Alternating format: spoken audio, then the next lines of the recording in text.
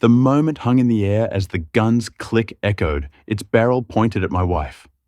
My heart thundered. Should I leap in front of her, try to talk him down, or risk a distraction? What happened next left everyone speechless. The moving truck pulled up to our new 2-story home in a tranquil suburban neighborhood.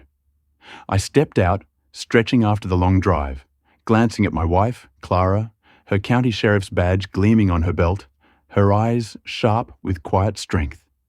Her authority stood out against the serene backdrop. "Ready for this new adventure?" I asked, masking my unease. Clara gave a warm smile. "Definitely. A fresh start, good neighbours, a real community." We began unloading boxes under the bright sun. The neighbourhood looked flawless. Neat lawns, kids laughing, the faint smell of barbecues. It felt almost too perfect, like a real estate ad. A sharp voice broke the calm. "Welcome to the neighbourhood." A woman in her mid-50s approached, platinum blonde hair immaculate, gripping a clipboard like a shield. "I'm Marlene, head of the Homeowners Association," she announced briskly. "I meet all new residents to ensure they understand our standards." Clara extended a firm handshake. "Nice to meet you, Marlene. I'm Clara, and this is my husband." Marlene's gaze darted to the badge, a flicker of discomfort crossing her face. "A sheriff. Comforting," she said, her smile strained. "We're excited to settle in," I added, sensing an edge. Marlene scanned our property. "This is a peaceful community if everyone follows HOA rules." She handed us a hefty rule book. Clara thumbed through it. "We'll take a look." "See that you do," Marlene said, walking off, leaving us with the weighty guidelines. Days passed as we eased into routines, morning runs, weekend grilling, evenings on the porch. But a quiet unease simmered beneath the surface. "You know we need approval for exterior changes," Clara said one evening, raising an eyebrow. I chuckled. "No neon shutters then," she smirked. "Or parking on the street overnight without a permit." I sighed. "The charm's wearing thin." Clara nodded. "It feels more like control." Marlene's visits confirmed it, noting a tardy trash can or slightly overgrown grass. Always polite but invasive. One afternoon, while planting flowers, Marlene appeared. "Lovely, but did you check the approved plant list?" "Page 42. I forced a grin, dirt on my hands. "We'll check." She left, but the constant oversight felt stifling. "She's waiting for us to slip," Clara said later. "And the way she watches me, it's unsettling." I pulled her close. "We'll deal with her together, but she's not backing off." Morning light poured in as we unpacked the final boxes, the scent of fresh paint mingling with coffee. "Finally settled," I said, collapsing onto the couch. "Clara, come sit." "It's coming together," she replied. "But I feel eyes on us." "Marlene?" I asked. She nodded. "She lingers too much." A shadow moved past the window. Marlene, clipboard in hand, inspecting our yard. Clara's jaw tightened. "Enough." She marched outside, sheriff's confidence in her stride. "Morning, Marlene," she said firmly. "Need something?" Marlene feigned surprise. "Just a routine check to ensure compliance." Clara crossed her arms. "Your visits feel intrusive. We know the rules and we'll follow them." Marlene's smile grew rigid. "As an officer, you understand rules." Clara's eyes narrowed. "I also understand boundaries and respect." Marlene retreated, but the tension hung heavy. That night on the porch, I asked, "Will she ease up?" Clara stared into the distance. "I hope so, but I doubt it."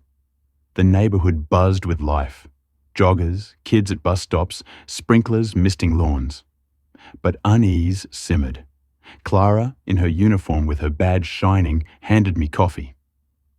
"HOA says window blinds must be neutral tones." I groaned. "It's like living in a dollhouse." A knock cut us off. Marlene stood there with a tall, stern man wearing a security badge. "Good morning," Marlene said, overly sweet. "This is Mr. Carter, our new HOA security officer. We're addressing issues with your property." My stomach sank. "Issues? We've followed the rules." Marlene's smile didn't waver. Your lawn's half an inch too tall, and your bins were late? Clara's jaw clenched. Half an inch? That's absurd. Carter stepped forward. Rules keep order. Clara stood firm. This scrutiny is excessive. Marlene insisted. We're consistent with all residents. Clara exhaled. We'll comply. As they left, Carter said, You understand regulations, Sheriff. Clara shot back. I know the difference between enforcing laws and overreaching. We shut the door. Clara fumed. They're targeting us. We need to stay sharp.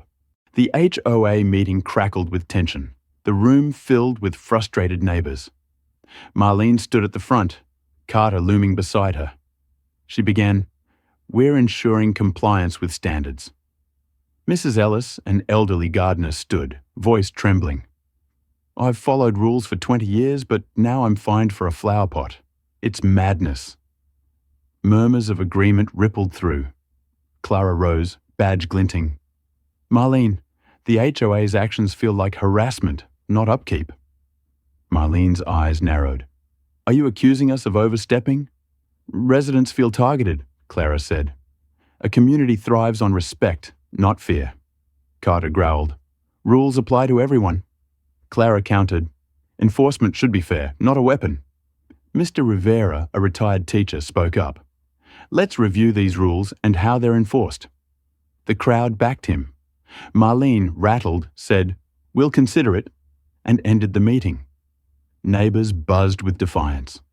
Walking home, we sensed the cracks spreading, a storm brewing. Darkness blanketed the neighborhood as we unwound, the TV humming softly. A sharp knock startled us. Clara opened the door to Marlene and Carter, her face taut, his presence looming. We've had reports of violations. Your backyard fence, Marlene said. I frowned. We haven't touched it. Carter's hand hovered near his gun. We need to inspect. Clara stepped forward. Without a warrant or HOA paperwork, you're not coming in. Marlene flushed. You must comply. I know my rights, Clara said. Carter drew his gun, aiming at her. Step aside. My heart raced. Jump in, talk, distract. But Clara raised her hands calmly. Carter, you're making a mistake. Marlene panicked. Lower the gun. Carter wavered. Clara stepped closer. I'm Clara, County Sheriff. You're threatening an officer. Drop it now. Carter faltered, lowering the weapon as sirens wailed. Deputies swarmed, disarming and cuffing him. Marlene stood pale, her control crumbling. An officer checked on Clara. Sheriff, you okay? I'm fine. Thanks for the backup. I grabbed her hand. That night exposed the HOA's corruption, strengthening our resolve. The neighborhood reeled. Carter was a fraud, no credentials, a criminal past. Over breakfast, Clara said, We need to tell everyone. Marlene's influence runs deep, I replied. We'll show proof, she said. That night, an emergency meeting packed the community center. Marlene sat, strained, Carter's chair empty. Clara spoke. Last night, Carter pulled a gun on me. He's a fraud, no security license, a criminal record.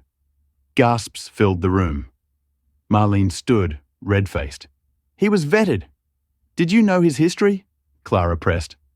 Marlene stammered. Neighbors demanded answers. Clara continued. We need to reassess leadership for honesty. Mr. Rivera proposed a board overhaul. The room agreed. Marlene's support vanished. She sat, defeated as neighbors thanked us, a shift igniting. Clara dug deeper, uncovering Carter's fraud history and HOA financial irregularities, funds funneled to Marlene and Carter. It's criminal, she said. We need ironclad proof, I replied. With Mr. Rivera's help, we gathered records and statements, working with police. At another meeting, Clara presented evidence, unauthorized expenses, fake invoices, embezzlement. These are crimes, she said. Marlene stood, desperate. This is a witch hunt. The documents don't lie, Clara countered. Officer Lopez confirmed legal action. Marlene fled, her betrayal laid bare. The HOA was reformed with new safeguards. The courtroom buzzed as Marlene faced charges of fraud, embezzlement, and conspiracy. Clara testified, detailing Carter's deception and the financial crimes. The jury returned guilty on all counts. Marlene was led away, the community breathing easier. Outside, neighbours rallied, ready to rebuild. At home, we launched a committee for transparency, audits, open records, community events. At our first meeting, Mr. Rivera emphasised trust. Mrs. Lynn suggested bonding activities. We planned potlucks and park projects, keeping power in check. Months later, the neighbourhood flourished. Kids played in a new park. Neighbours mingled at a sunset gathering. Mr. Rivera raised a glass to unity and a brighter future. Glasses clinked under the stars. Clara whispered, "We've turned the page." I nodded. Let's keep writing a story worth telling.